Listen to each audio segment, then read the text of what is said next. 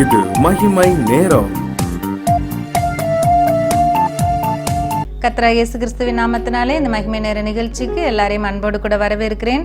இந்த வாரத்திலே நாம் இயேசு கிறிஸ்துவின் பிறந்த நாளை கொண்டாடுகிறதுனாலே பாலகர்களாய் பிறந்த பைபிள் கதாபாத்திரங்களை குறித்து நாம் தியானித்து கொண்டிருக்கிறோம். அப்படி இன்றைக்கு நாம் தியானிக்கும்படியாக லூக்கா எழுதின சுவிசேஷம் 1வது அதிகாரம் 76வது வசனத்திலே குறிக்கப்பட்ட ஒரு பிள்ளையை குறித்து நாம் தியானிக்கலாம். நீயோ பாலகனே, உன்னதமானவருடைய தீர்க்கதரிசி என்னப்படுவாய், நீ கர்த்தருக்கு வழிகளை ஆயத்தம் பண்ணுவாய் என்று சொல்லி அந்த எலிசபெத் சகரியா எலிசபெத் தம்பதியினருக்கு பிறந்த யோவான் ஸ்நானகனை குறித்து இந்த இடத்துல நாம் வாசிக்கலாம். இவன் இயேசு கிறிஸ்துவுக்கு முன்பதாக வந்து அவருக்கு வழிகளை ஆயத்தம் பண்ணும்படியாக, பாதைகளை சரி பண்ணும்படியாக அனுப்பப்பட்டவன். நமது தேவனுடைய உருக்கமான இரக்கத்தினாலே அவருடைய ஜனத்துக்கு பாவ மன்னிப்பாகிய ரட்சிப்பை தெரியப்படுத்த அவருக்கு முன்னாக நடந்து போவாய். இயேசு கிறிஸ்துவுக்கு முன்னதாக இவர் வந்து பாவத்தை குறித்து, பாவ மன்னிப்பை குறித்து காரியங்களை மக்களுக்கு தெரியப்படுத்துவதற்காக தேவனால் தெரிந்து கொள்ளப்பட்டவர் இந்த யோவான் ஸ்நானகன். இந்த பாலகனை குறித்து இந்த வசனம் முழுவதும் எழுதப்பட்டிருக்கிறது. அந்தகாரத்திலும் மரண இருளிலும் உட்கார்ந்திருக்கிறவர்களுக்கு வெளிச்சம் தரவும், நம்முடைய கால்களை சமாதானத்தின் வழியிலே நடத்தவும், அவ்விரக்கத்தினாலே உன்னதத்திலிருந்து தோன்றிய அருணோதயம் நம்மை சந்தித்திருக்கிறது என்று சொல்லி அந்த பிள்ளை குறித்து எழுதப்பட்டிருக்கிறது. பிள்ளை வளர்ந்து ஆவியிலே பலங்கொண்டு இஸ்ரவேலுக்கு தன்னை காண்பிக்கும் நாள் வரைக்கும் வனாந்தரங்களிலே இருந்தான் என்று சொல்லி யோவான் ஸ்நானகன் பிறக்கும் முன்பதாக அவனுடைய பிறப்பை குறித்து சொல்லப்பட்டு, அவர் இயேசு கிறிஸ்துவுக்கு எப்படியாய் பாதைகளை ஆயத்தம் பண்ண வேண்டும், வழிகளை தெரிவிக்க வேண்டும், ஜனங்களுக்கு பாவ மன்னிப்பை பற்றி தெரியப்படுத்த வேண்டும் என்று அவரை பற்றி சொல்லப்பட்ட தீர்க்கதரிசன வார்த்தைகள் இந்த வசனங்களிலே எழுதப்பட்டிருக்கிறது. இந்த யோவான் ஸ்நானகனை குறித்து யோவான் 1வது அதிகாரம் 6வது வசனத்தில் எழுதப்பட்டிருக்கிறது. அவன் அந்த ஒளி அல்ல, ஒளியை குறித்து சாட்சி கொடுக்க வந்தவனாய் இருந்தான். உலகத்திலே வந்து எந்த மனுஷனையும் பிரகாசிப்பிக்கிற மெய்யான ஒளியாகிய இயேசுவை குறித்து சாட்சி கொடுக்க சாட்சியாக இவன் வந்தான். அப்போ யோவான் ஸ்நானகன் இயேசுவை குறித்து சாட்சி கொடுக்க வந்தான். ஒரு வசனத்திலே யோவானை குறித்து ஆண்டவர் சாட்சி கொடுக்கிறார். ஸ்திரீகளிடத்திலே பிறந்தவர்களிலே யோவான் ஸ்நானகனை காட்டிலும் பெரிய தீர்க்கதரிசி ஒருவனும் இல்லை என்று சொல்லி, ஸ்திரீகளிடத்திலே பிறந்தவர்களிலே யோவான் ஸ்நானன் மிகப்பெரியவர் என்று சொல்லி யோவானை குறித்து இயேசு சாட்சி கொடுக்கிறார். இதுல யோவான் இயேசுவை குறித்து நான் அந்த ஒளி அல்ல, நான் அந்த ஒளியை குறித்து சாட்சி கொடுக்க வந்தவனா இருக்கிறேன் என்று சொல்லி தன்னை தாழ்த்தி இயேசு கிறிஸ்துவை வெளிப்படுத்துகிறதை நாம் வாசிக்க முடியும். அப்போ இந்த யோவான் என்று சொன்னாலே இவன் இயேசுவுக்கு முன் வந்தவன், அனுப்பப்பட்டவன், இயேசுவுக்கு முன்பதாக அனுப்பப்பட்டவன், இயேசுவை குறித்த சாட்சி கொடுக்கிறவன், இயேசுவை குறித்த காரியங்களை ஜனங்களுக்கு தெரிவிக்கிறவன் என்று சொல்லி நான் பார்க்க முடியும். இப்படிப்பட்ட ஒரு குழந்தை, இந்த நோக்கத்திற்காகவே உருவாக்கப்பட்டு பிறப்பிக்கப்பட்ட இந்த குழந்தை, நான் 1வது நாள்லயே நம்ம தியானித்தோம். ஒவ்வொரு குழந்தைக்கும் ஒவ்வொரு தனித்தன்மை கொடுக்கப்பட்டிருக்கிறது. ஒருவரை போல் இன்னொருவர் கிடையாது, ஒருவரை போல் இன்னொருடைய குணநலன் கிடையாது, ஒருவருடைய அழைப்பை போல் இன்னொருவருடைய அழைப்பு கிடையாது, ஒருவருடைய பிறப்பை போல் இன்னொருடைய பிறப்பு கிடையாது, ஒருவருடைய வளர்ப்பை போல் இன்னொருடைய வளர்ப்பு கிடையாது, ஒருவருடைய மரணத்தை போல் இன்னொருடைய மரணம் கிடையாது. எவ்ரிதிங், ஒவ்வொன்றும் ஒவ்வொருவருக்கும் தனித்தன்மை உள்ளதாக காணப்படுகிறது. அப்போ இந்த இடத்துல இயேசுவுக்கு வழியை ஆயத்தம் பண்ணும்படியாக வந்த யோவான் ஸ்நானகன், அவர் தனக்கு தேவன் என்ன காரியத்தை தனக்குள்ளே அவருடைய மனதுக்குள்ளே போட்டாரோ, அவருடைய இருதயத்திலே வைத்தாரோ அதை செவ்வையாய் நிறைவேற்றுகிறவராய் இருந்தார்.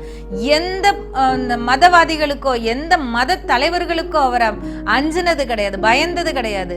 இயேசு தனக்கு கர்த்தர் தனக்குள்ள என்ன காரியத்தை வைத்திருந்தாரோ, எதை வெளிப்படுத்தும்படியாக, எதை காண்பிக்கும்படியாக இயேசு கிறிஸ்து இந்த உலகத்தில் அவரை அனுப்பினாரோ அதை தைரியமாக வெளிப்படுத்துகிறவராக, தைரியமாக தெரிவிக்கிறவராக அவர் காணப்படுகிறார். அவர் சாட்சி கொடுக்கிறவராக காணப்படுகிறார். இயேசுவை குறித்து சாட்சி கொடுக்கிறவராக, அவரை மக்களுக்கு அறிமுகப்படுத்துகிறவராக அவர் காணப்படுகிறார். யோவான் ஸ்நானகன் என்றாலே அனுப்பப்பட்டவன், தேவனால் அனுப்பப்பட்ட ஒரு மனுஷன்.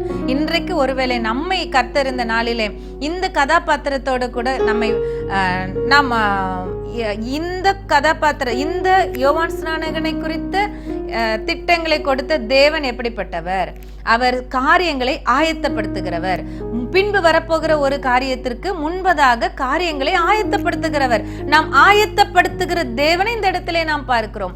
உங்களுடைய வாழ்க்கையை குறித்து, என்னுடைய வாழ்க்கையை குறித்து சகலத்தையும் முன்னதாக தேவன் ஆயத்தப்படுத்தி இருக்கிறார். பின்பு வரப்போகிற காரியங்களை குறித்து தேவன் முன்னதாக சகலத்தையும் திட்டம் பண்ணுகிறார்.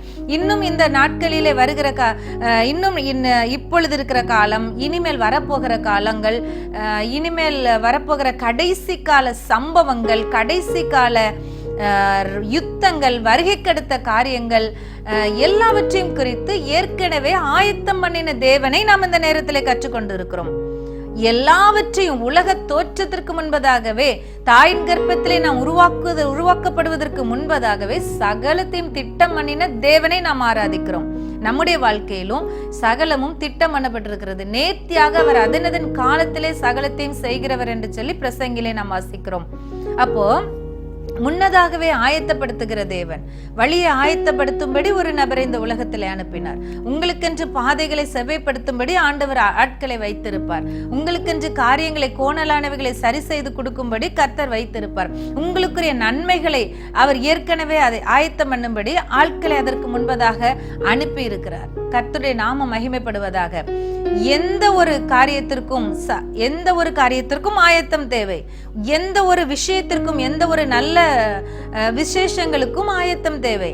நம்ம தான் 10 கன்னிகைகள் காரியத்துல பார்க்கிறோம். வருகைக்கு முன்பதாக மணவாளனுக்கு எதிர்கொண்டு போக 10 பேர் ஆயத்தப்பட்டு கொண்டு இருந்தார்கள். புத்தி உள்ளவர்கள், புத்தி இல்லாதவர்கள் எல்லாருமே வருகைக்காக ஆயத்தப்பட்டு கொண்டு இருந்தார்கள்.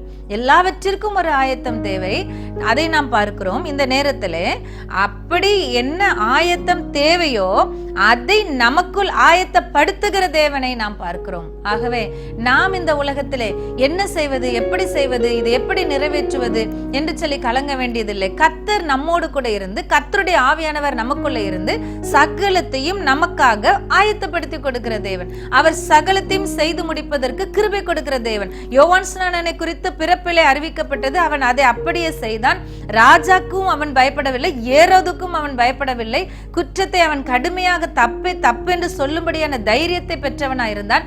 காவற்கூடத்தில் அவன் சிரச்சேதம் பண்ணப்படுகிற சூழ்நிலையில் கூட எல்லாவற்றிற்கும் அவன் ஆயத்தமாக்கப்பட்ட பாத்திரமாயிருந்தான். கர்த்தர் அவனை அப்படியாய் ஆயத்தம் பண்ணி இருந்தார். ஆகவே நம்முடைய வாழ்க்கையில எந்த சூழ்நிலையா இருந்தாலும், எப்படி காரியங்கள் இருந்தாலும் அவரோடு நாம் இணைந்தவர்களாய், அவர் நம்மை ஆயத்தப்படுத்துகிற தேவன் என்பதை விசுவாசிக்கிறவர்களாய், பயப்படாமல் தைரியமாய் சூழ்நிலையில எதிர்கொள்ளத்தக்கதாக அனுப்பப்பட்டவன் எதற்காக அனுப்பப்பட்டானோ அந்த வேலையை செய்து நிறைவேற்றினது போல நாம் எதற்காக இந்த உலகத்திலே அனுப்பப்பட்டோமோ, எதற்காக இந்த உலகத்திலே பிறப்பிக்கப்பட்டோமோ அந்த காரியத்தை நிறைவேற்றும்படியாய் கர்த்தர் நமக்கு கிருபை பாராட்டுவாராக.